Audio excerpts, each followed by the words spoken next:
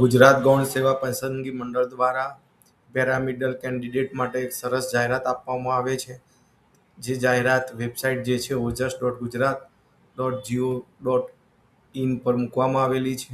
આપણે એને વિગતવાર જોઈશું.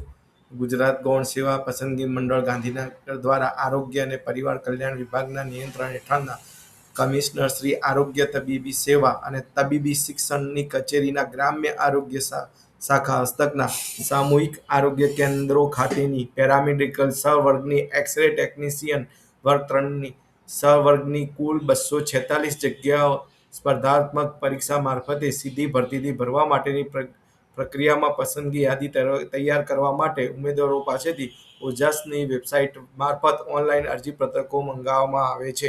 તો આ એક સારા સમાચાર છે. જે એક્સ-રે ટેકનિશિયન છે એમના માટે બહુ સારી એવી જગ્યા જે ભરવાની છે એ એક સ્પર્ધાત્મક પરીક્ષા દ્વારા ભરવાની છે અને ટોટલ એવી 246 જગ્યાઓ ભરવાની છે. તો એક સારી એવી રિક્રુટમેન્ટ છે.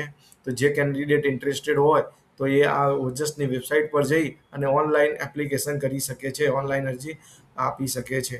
એની જે છેલ્લી તારીખ છે એ 29 જૂન 2026 રાત્રિના 12 કલાક સુધીમાં ઓનલાઈન અરજી કરવાની રહેશે. તો અહીંયા તમે સમય અહીંયા નોટ કરી શકો છો. રાત્રે છેલ્લી ડેટ આ છે અને રાત્રે 11:59 સુધીમાં તમારે આ ફોર્મ ઓનલાઈન અરજી કરવાની રહેશે. તો ખાસ ઉમેદવારોએ આ પીડીએફ સારી રીતે વાંચી અને તમે આ ફોર્મ ભરી શકો છો, ઓનલાઈન એપ્લાય કરી શકો છો. અરજી કરવા માટેની વિગતવાર સૂચનાઓ સહિત આ સમગ્ર જાહેરાત દરેક ઉમેદવારે પ્રથમ ધ્યાનથી વાંચવી જરૂરી છે, જેથી ઉમેદવાર દ્વારા અરજીપત્રક ભરતા સમયે કોઈ ભૂલ, ખોટી વિગત દર્શાવવાનું ટાળી શકાય કે જેના કારણે ઉમેદવારોની રદ થવાનો પ્રશ્ન ઉપસ્થિત ના થાય. અને ભરતી પ્રક્રિયા સંબંધની તમામ સૂચનાઓ મંડળની વેબસાઇટ પર મૂકવામાં આવશે. જે મંડળની વેબસાઇટ જે છે જે GSSSB.gujarat.gov.in પર જવાનું છે. આ વેબસાઇટનું નામ છે, અહીંયા તમે જોઈ શકો છો. એના પર મૂકવામાં આવશે. તો સમયાંતરે મંડળની વેબસાઇટ પર અચૂક જોતા રહેવું. બરાબર. હવે ઓનલાઈન અરજી કરતી વખતે ઉમેદવારોએ પોતાની એક તો શૈક્ષણિક લાયકાત, વય, જાતિ તેમજ અન્ય લાયકાતના બધા જ અસલ પ્રમાણપત્રો પોતાની પાસે જ રાખવાના રહેશે અને અરજીપત્રકમાં તે પ્રમાણપત્રોમાં દર્શાવ્યા મુજબની જરૂરી વિગતો ભરવાની રહેશે. આમ પોતાના બધા જ પ્રમાણપત્રો જેવા કે શૈક્ષણિક લાયકાત, વય, શાળા છોડ્યાનું પ્રમાણપત્ર, કેટેગરી જેવી કે SC, ST, SC, BC, EWS, દિવ્યાંગ, માજી સૈનિક તેમજ અન્ય લાયકાતના અસલ પ્રમાણપત્રોને ધ્યાનમાં રાખીને ઓનલાઈન અરજીપત્ર પોતાના અરજીમાં પોતાના પ્રમાણપત્રોને આધારે સાચી વિગતો ભરવાની રહેશે. અરજીમાં ખોટી વિગતોને કારણે અરજી રદ થવા પાત્ર છે. આથી ઓનલાઈન અરજીપત્રક દરેક ઉમેદવારોએ કાળજીપૂર્વક ભરવાનું રહેશે. તો આટલી વસ્તુ ધ્યાન રાખવાની છે. આટલા પ્રમાણપત્રો તૈયાર કરવાના છે. શૈક્ષણિક લાયકાત, વય, શાળા છોડ્યાનું પ્રમાણપત્ર, કેટેગરી, જો દિવ્યાંગ લાગુ પડતું હોય તો દિવ્યાંગનું જે પ્રમાણપત્ર હોય, માજી સૈનિકને જે લાગુ પડતું હોય તેમાં પ્રમાણપત્રો, અસલ પ્રમાણપત્રો સાથે રાખીને ઓનલાઈન ફોર્મ ભરવાનું છે. તો ખાસ આ ધ્યાન રાખવાનું છે.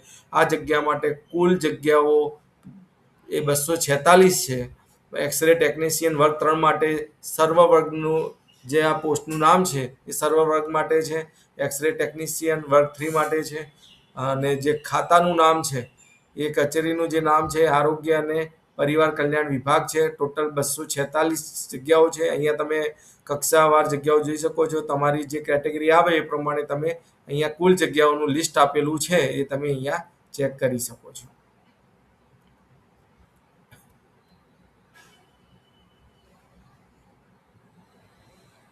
એના પછી તમે અહીંયા જોઈ શકો છો દિવ્યાંગ ઉમેદવારો માટેની અમુક કેટેગરી આપેલી છે. તમે જોઈ શકો છો કઈ કેટેગરીમાં કયા દિવ્યાંગની જે કેટેગરી હોય એ પ્રમાણે અહીંયા ડિટેલ આપેલી છે. તો એ પ્રમાણેની દિવ્યાંગતા માન્ય રહેશે. તો આ દિવ્યાંગતા માટેનું આ જે કેટેગરી છે એ તમે અહીંયા જોઈ શકો છો અને એ અનામત જગ્યા જે છે એમાં તમે એનો લાભ લઈ શકો છો. વય મર્યાદા શું હોવી જોઈએ? તો 29/6/2026 રોજ ઉમેદવારની ઉંમર 18 વર્ષથી ઓછી નહીં અને 36 વર્ષથી વધુ ન હોવી જોઈએ. જોઈ લેજો, 18 થી 36 વર્ષની વચ્ચેની ઉંમર હોવી જોઈએ 29/6/2026 રોજ. એની ઉંમર 18 વર્ષથી 36 વર્ષ સુધીની હોવી જોઈએ. હવે વય મર્યાદામાં જે છૂટછાટ આપવામાં આવી છે એ તમે અહીંયા દેખી શકો છો કે સામાન્ય કેટેગરીની મહિલા ઉમેદવારોને મહત્તમ વય મર્યાદા 41 વર્ષની મર્યાદા આપવામાં આવે છે, એટલે 5 વર્ષની છૂટછાટ આપવામાં આવે છે. અનામત કેટેગરીના પુરુષ ઉમેદવારને 5 વર્ષની છૂટછાટ એટલે કે મહત્તમ 41 વર્ષની વય મર્યાદા આપવામાં આવે છે. અનામત કેટેગરીની મહિલા ઉમેદવારોને 10 વર્ષની છૂટછાટ છે અને મહત્તમ 45 વર્ષની મર્યાદામાં તમે અહીંયા છૂટછાટ આપવામાં આવે છે. સામાન્ય કેટેગરીની દિવ્યાંગતા ધરાવતા પુરુષ ઉમેદવારોને 10 વર્ષની છૂટછાટ અને મહત્તમ 45 વર્ષની વય મર્યાદા આપવામાં આવે છે. સામાન્ય કેટેગરીના દિવ્યાંગ ધરાવતા મહિલા ઉમેદવારોને 15 વર્ષની છૂટછાટ એટલે કે મહત્વની 45 વર્ષની મર્યાદા આપવામાં આવે છે. અનામત કેટેગરીના દિવ્યાંગ ધરાવતા પુરુષ ઉમેદવારોને 15 વર્ષની છૂટછાટ એટલે કે મહત્તમ 45 વર્ષની મર્યાદા આપવામાં આવે છે. અનામત કેટેગરીના દિવ્યાંગ ધરાવતા જે મહિલા ઉમેદવારો છે એમને 20 વર્ષની અને મહત્તમ 45 વર્ષની મર્યાદા આપવામાં આવે છે. અને માજી સૈનિક ઉમેદવારો જે છે એમના માટે ઉપલી મર્યાદામાં તેઓને બજાવેલી ફરજના સમયગાળા ઉપરાંત 3 વર્ષની છૂટછાટ આપવામાં આવે છે. હવે આપણે પગાર ધોરણ જોઈશું. આનું શું પગાર ધોરણ છે? બહુ સારું એવું પગાર ધોરણ છે. પ્રથમ 5 વર્ષ માટે પ્રતિ માસ 40,800 ની ફિક્સ પગારની નિમણૂક અપાશે, તેમજ ઉક્ત ઠરાવના અન્ય લાભો મળવા પાત્ર થશે. આ બધા ઠરાવ આપેલા છે, તમે જોઈ શકો છો. એ ઠરાવ મુજબ 5 વર્ષ માટે 40,800 રૂપિયા પ્રતિ મંથનો ફિક્સ પગાર આપવામાં આવશે અને અન્ય બીજા લાભો પણ પ્રાપ્ત થશે. એના પછી તમે જોઈ શકો છો કે નિમાયેલા જે ચૂંટાયેલા ઉમેદવાર છે 5 વર્ષના અંતે ઉમેદવારીની સેવાઓ સંતોષકારક જણાયથી સંબંધિત કચેરીમાં 7મા પગાર પંચમાં 35,400 થી 1,12,400 લેવલ 6ના પગાર ધોરણોમાં નિયમિત નિમણૂક કરવામાં આવશે. એટલે પછી જોયું 7મા પગાર પંચમાં પગાર વધે છે. હવે જે શૈક્ષણિક લાયકાતો શું હોવી જોઈએ? તો બેચલર ડિગ્રી હોવી જોઈએ સાયન્સ, બરાબર, સાયન્સમાં બેચલર ડિગ્રી હોવી જોઈએ અને પાસ કરેલું હોવું જોઈએ.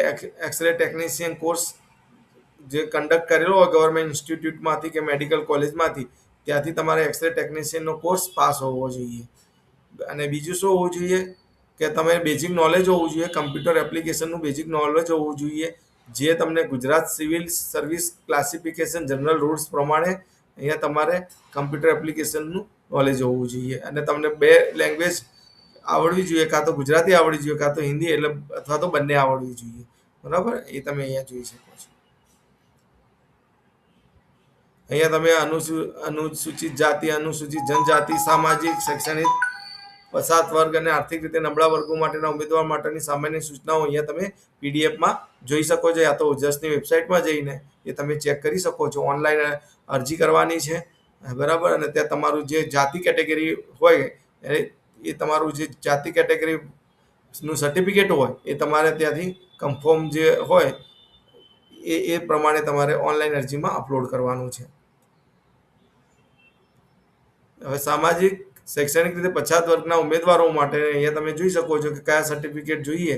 એ તો અહીંયા આપેલું છે કે નોન ક્રિમિનલ સર્ટિફિકેટ તારીખ 1/4/2024 થી તમે અહીંયા જોઈ શકો છો કઈ ગુજરાતી નમૂનામાં હોવી જોઈએ. તારીખ 1/4/2024 થી અરજી સ્વીકારવાની છેલ્લી તારીખ જે 29/6/2026 સુધીનું મેળવેલું હોય તેવું પ્રમાણપત્રો રજૂ કરવાનું રહેશે. એટલે ખાસ આ વસ્તુ ધ્યાન રાખવાની છે. સામાજિક ન્યાય અને આધાનિક વિભાગના જે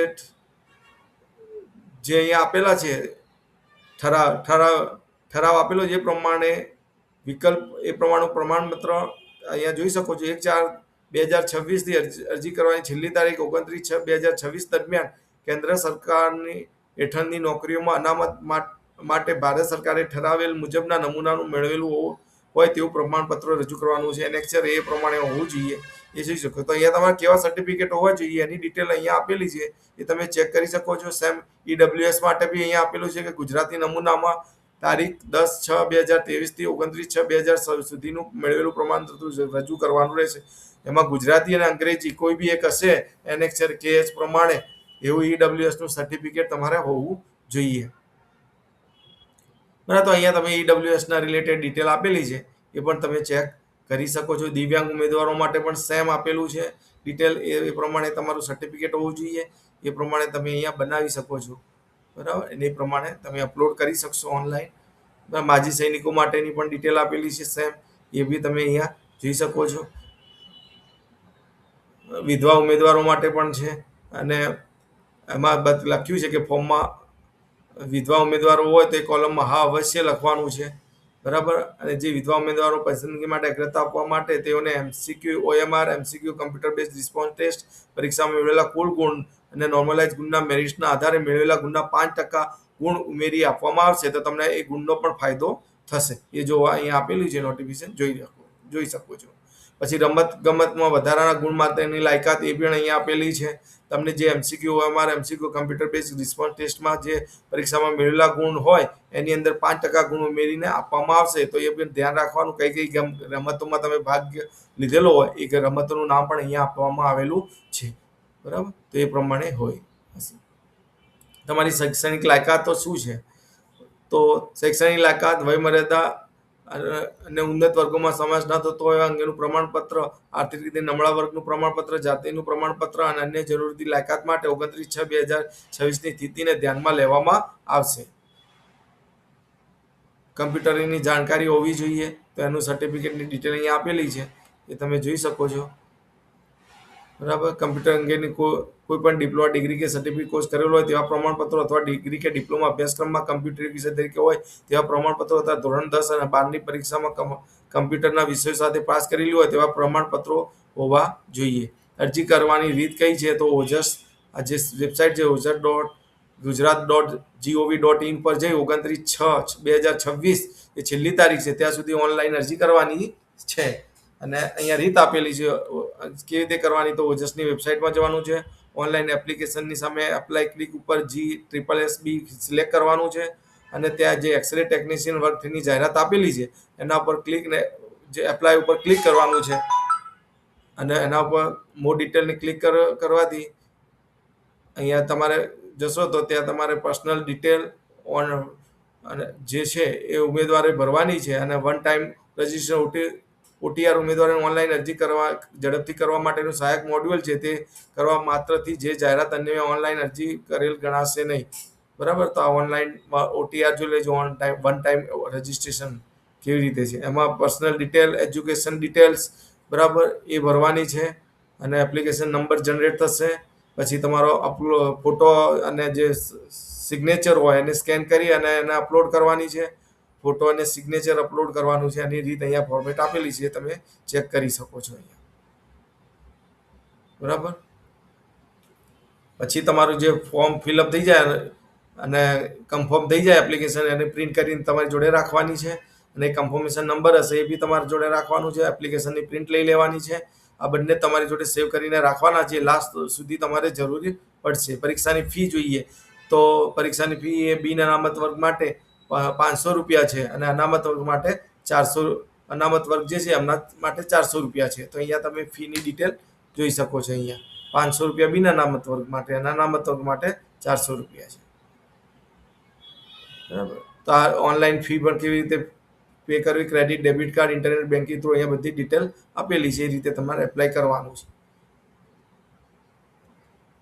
પરીક્ષાની પદ્ધતિ કેવી રીતે હશે તો એની ડિટેલ આપેલી છે કે MCQ બેઝ હશે, ક્વેશ્ચન્સ હશે, CBRT OMR computer base response test અને ઓપ્ટિકલ માર્ક રેકોગ્નાઇઝ પદ્ધતિથી સ્પર્ધાત્મક પરીક્ષા લેવામાં આવશે.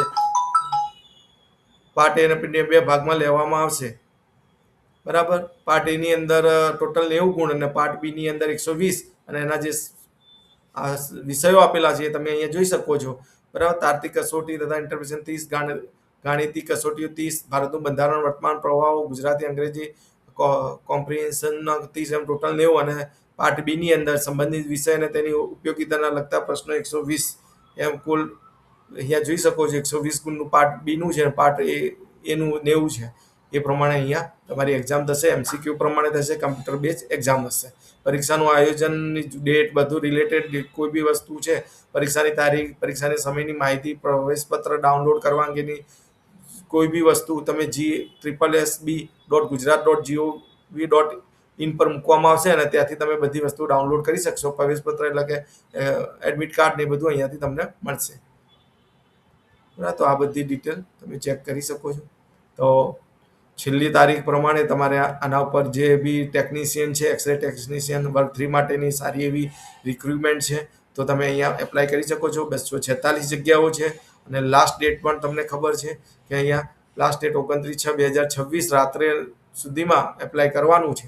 તો અમારી ચેનલને સબસ્ક્રાઈબ કરો, આ વિડીયોને શેર અને લાઈક કરો, અને કંઈ બી ક્વેશ્ચન્સ હોય તો કમેન્ટ બોક્સમાં કમેન્ટ કરો.